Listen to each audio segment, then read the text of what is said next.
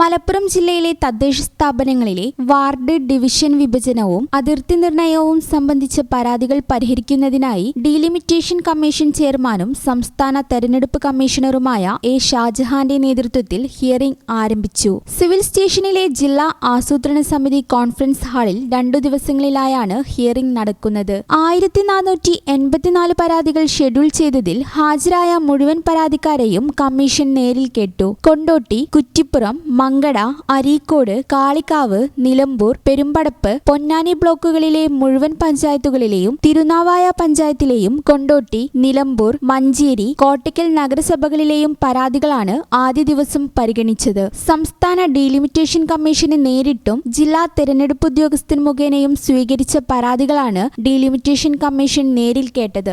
2ാം ദിവസമായ വ്യാഴാഴ്ചയും ഹിയറിംഗ് തുടരും. രാവിലെ 9-ന് മലപ്പുറം, താനൂർ ബ്ലോക്കുകളിലെ പഞ്ചായത്തുകൾ, മലപ്പുറം, താനൂർ നഗരസഭകൾ, രാവിലെ 11-ന് പെരിന്തൽമണ്ണ, തിരൂർ ബ്ലോക്കുകളിലെ പഞ്ചായത്തുകൾ, പെരിന്തൽമണ്ണ, തിരൂർ നഗരസഭകൾ, ഉച്ചയ്ക്ക് ശേഷം 2-ന് തിരൂരങ്ങാടി, വേങ്ങര, വണ്ടൂർ ബ്ലോക്കുകളിലെ പഞ്ചായത്തുകൾ, തിരൂരങ്ങാടി, പരപ്പനങ്ങാടി നഗരസഭകൾ എന്നിവിടങ്ങളിലെയും പരാതികളിൽ ഹിയറിംഗ് നടക്കും. ആകെ 1356 പരാതിക്കാരെയാണ് കമ്മീഷൻ കേൾക്കുക.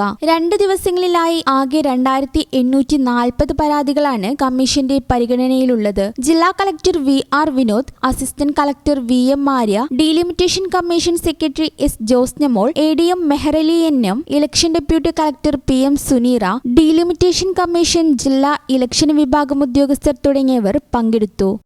ഈ ചാനൽ ന്യൂസ് മലപ്പുറം. ഞങ്ങളെപ്പറ്റി നിങ്ങൾക്കല്ലേ കൂടുതൽ അറിയുന്നത്? പരിശുദ്ധിയുടെ സുവർണ പാരമ്പര്യം. Hayath golden diamonds, Valanchery.